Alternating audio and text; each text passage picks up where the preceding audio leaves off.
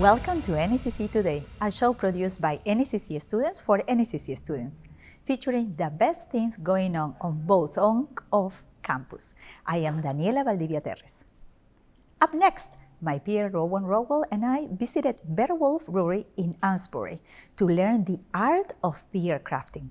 From grain selection to barley pounds, they carefully craft each step of the process, creating new recipes and even personally designing their own labels. Let's take a look.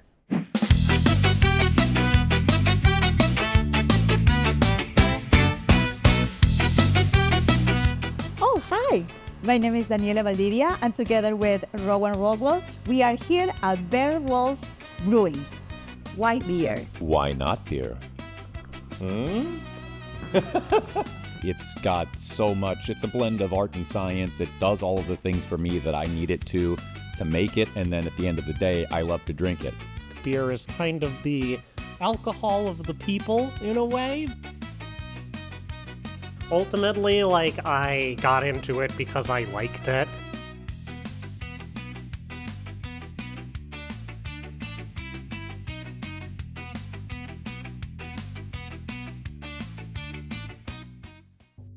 Barewolf is a family-owned business and operated by our close friends like Wiley, our lead brewer.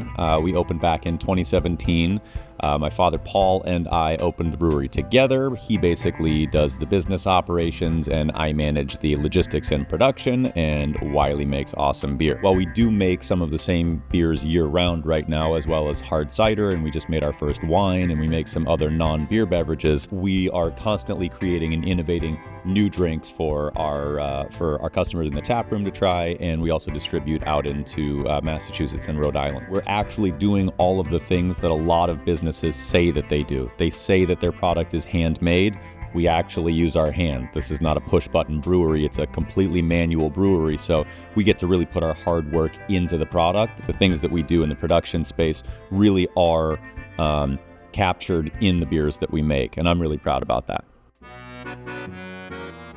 So when you build a beer recipe, you're starting with your grains, you're developing a water profile, you're adding hops either early like she did today for the Vienna lager, or sometimes you're right at the very end so you get a pop of aroma. You select your yeast, which gives it sort of a signature taste. We use wheat, we use spelt, we use oats, all different cereal grains, corn sometimes, and even rice, and make different formulations, different combinations of those cereal grains that will give us either different mouthfeel or different flavor, but it all kind of begins in this space here.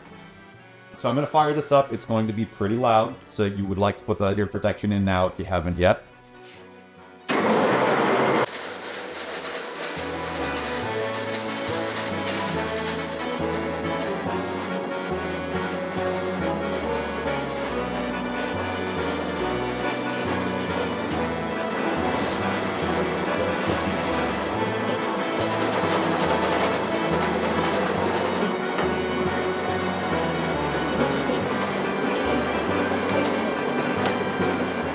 Milled versus the whole grain.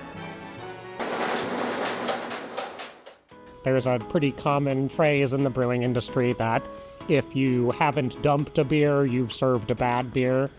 We made a sort of conceptually flawed from the beginning corn lager called Berry Zucker corn. It tasted like sugar smacks.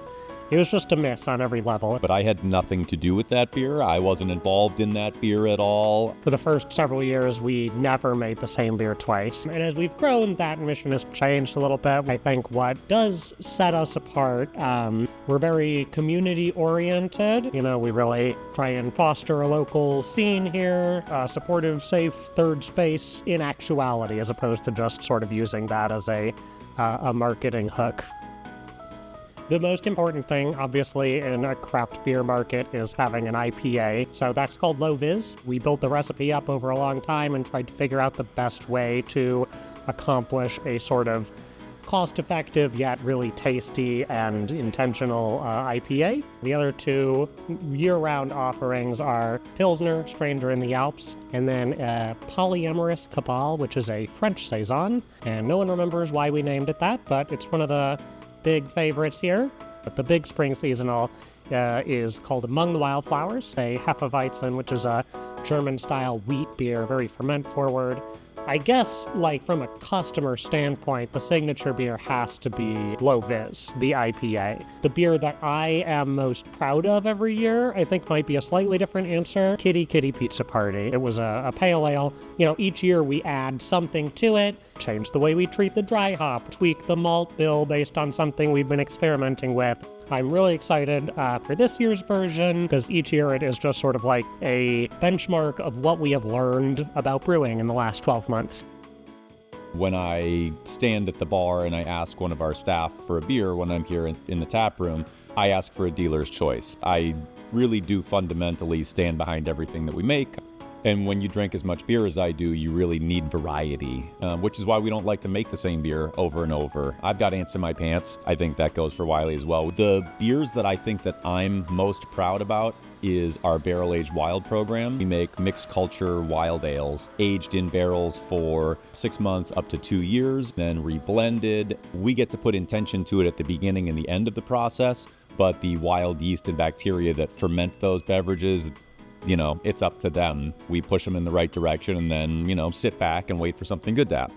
Do you have any advice for people who are in the same place like you were in the beginning? They want to jump into the business of making beer?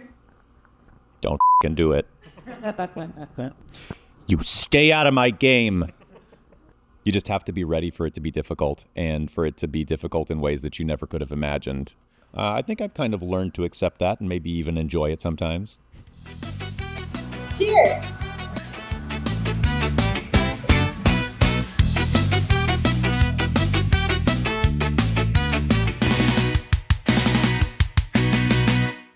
Barewolf Brewery is home to many fun community events, and many locals consider the brewery to be their home away from home. Today, we celebrate the 10th year of Speechapalooza, an event at which students practice their confidence and free speech. NECC Today students reporters visited this year's edition of the event on April 24.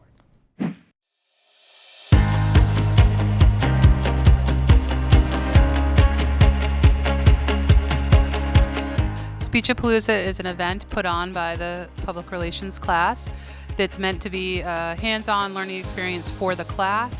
The main message is that idea of celebrating student voices, letting students have an opportunity, a time set aside for them to share work they've done in their classes, stories that they want to share or tell. Public relations class that's meant to be a hands-on learning experience for the class so that they get experience promoting, hosting, and organizing an event, and the event overall is meant to celebrate student voices. So basically, they are in charge of promoting the event, so they have to write a press release, they make the poster, they post the poster around campus, they contact media outlets, they also recruit the participants. So it's beneficial because we talk about all of this stuff in class, and this is them actually having to, do it.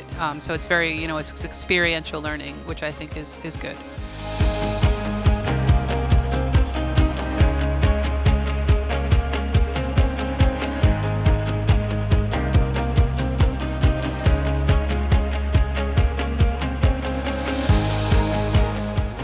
I like that it can be an opportunity for any student to bring a cause for something they believe deserves more attention and something they want to bring a light to. Would I recommend Speechapalooza for another student to participate in? Absolutely. What I like most about Speechapalooza as an event is that it gives students the opportunity to share stories that they've liked, and they're able to use free speech and speak up about things that they're interested about. It uses teamwork, social skills, and collaborating with other people, and sending emails to let people know about the event that's happening.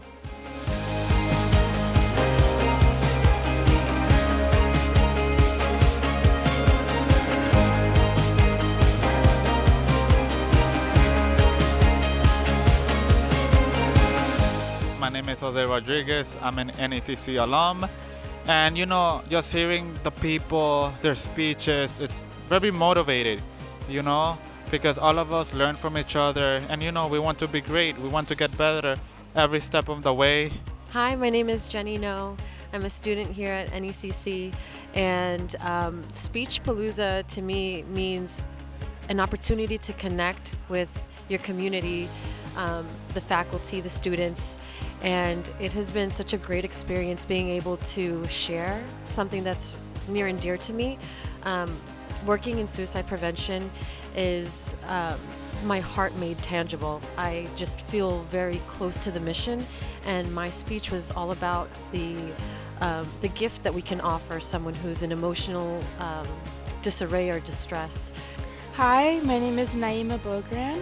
I did a speech today from the Vagina Monologues by Eve Ensler, just a monologue prepared called He Liked to Look at It.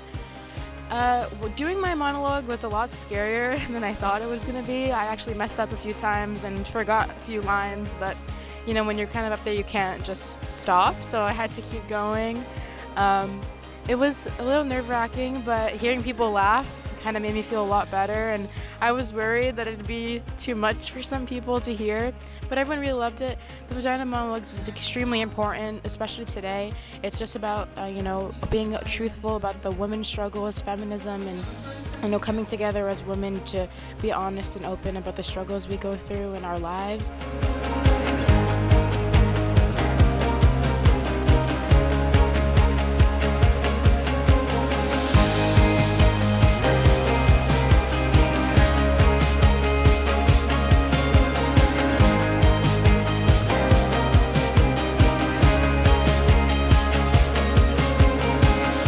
Speechapalooza was great.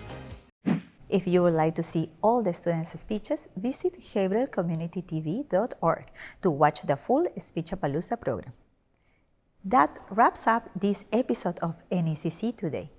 View our other episodes on Channel 6 and 22 on Comcast in Haverhill at haverhillcommunitytv.org or on YouTube. Until next time, I am Daniela Valdivia-Terres, and we'll see you on campus.